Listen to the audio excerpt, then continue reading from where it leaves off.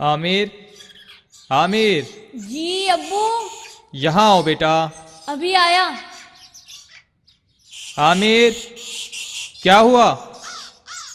अभी तक नहीं आए? इतनी देर क्यों लगा दी? जी जी अब्बू, क्या कर रहे थे? बस वैसे ही बैठा हुआ था। बैठे हुए थे? तो आने में इतनी देर क्यों लगा दी? सच सच बताओ, क्या कर रहे थे? जी वो कहानी मैं पढ़ रहा था। कहानी? कौन सी कहानी? वो जिन भूतों की कहानी। आमिर, क्या हो गया है तुम्हें? जब देखो जिन्हों भूतों की कहानियां पढ़ते रहते हो। तुमने स्कूल का होमवर्क कर लिया पूरा? क्या पूछ रहा हूं मैं? स्कूल का होमवर्क कर लिया या नहीं? बस अब्बू थोड़ा सा रहता है। क्या तुम्हारी छुट्टियां खत्म होने में सिर्फ एक हफ्ता रह गया है और तुमने अभी तक होमवर्क मुकम्मल नहीं किया? बस, अब अगर मैंने तुम्हें कहानियां पढ़ते हुए देखा तो खैर नहीं होगी, समझे? जाओ, अब जल्दी से होमवर्क मुकम्मल करो। जी अच्छा। एक दिन वो अलादीन के चिराग की कहानी पढ़ रहा था। जब कहानी ख़त्म हुई तो वो सोचने लगा, काश मेरे पास भी कोई जादुई चिराग होता जिसमें से कोई बहुत बड़ा जिन निकलता और कहता, हु हा हा हा हा, क्या हुक्म है मेरे आका। तो मैं उससे कहता कि तुम रोजाना मेरा रूप धार कर मेरी जगह स्कूल जाया करो। बच्चों, फिर एक दिन ऐसा हुआ कि आमिर तैयार होकर स्कूल की तरफ जाने लगा। अभी वो थोड़ी दूर ही गया था कि इसके पैर से कोई सख्त चीज़ टकराई। उफ मेरे अल्लाह, मेरा तो पाँव टूट गया। अरे ये क्या है? ओह, ये तो कोई जादुई चिराग है, बिल्कुल अलादीन के चिराग की तरह। बच्चों, फिर पता है क्या हुआ? आमिर ने चिराग उठा लिया और उसे रगड़ने लगा। अचानक चिराग में से धुआं निकलना शुरू हुआ और पलक झपकते ही एक बड़ा सा जिन इसके सामने आ खड़ा हुआ। क्या हुक्म है मेरे आका? किसने मुझे सदियों की कैद से आज़ाद करवाया? अरे तुम तो कोई जिन हो। मुझे तो बड़ा डर लग रहा है। मेरे आका, घबराने की जरूरत नहीं है। अब मैं आपका गुलाम हूँ, क्योंकि आपने मुझे सदियों की कैद से रिहाई दिलवाई है। अब आप जो हुक्म देंगे मैं उस पर अमल करूँगा।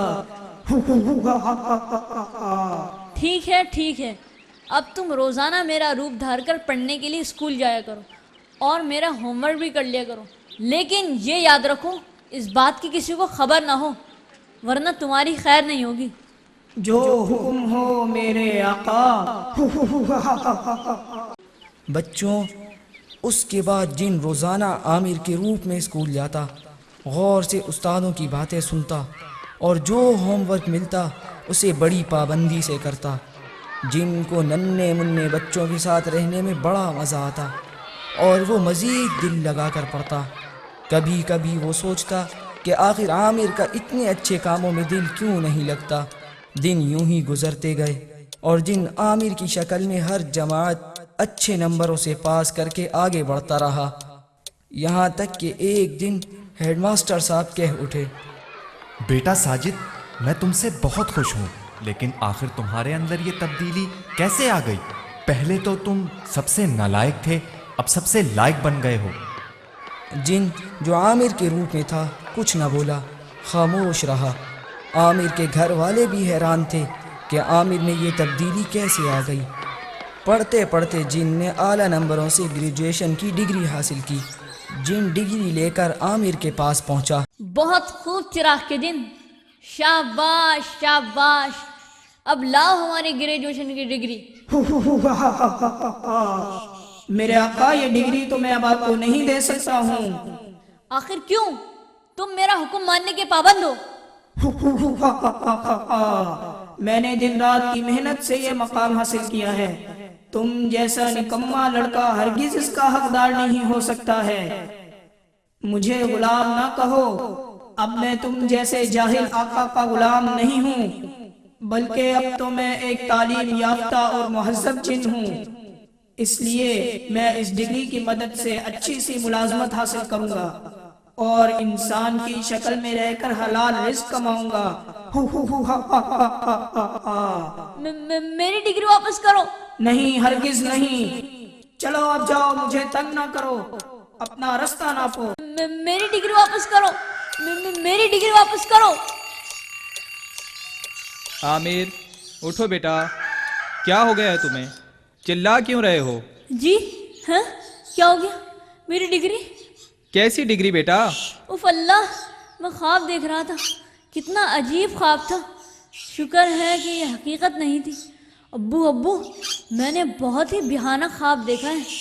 یہ کہہ کر عامر نے ابو کو خواب سنایا اور کہا، ابو، اس خواب نے میری زندگی بدل دی ہے اور مجھے نیا راستہ دکھایا ہے.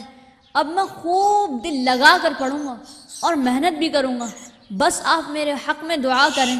شاباش بیٹا شاباش، اللہ تعالیٰ تم پر رحم فرمائے اور تمہیں دین و دنیا میں خوب ترقیاں عطا فرمائے.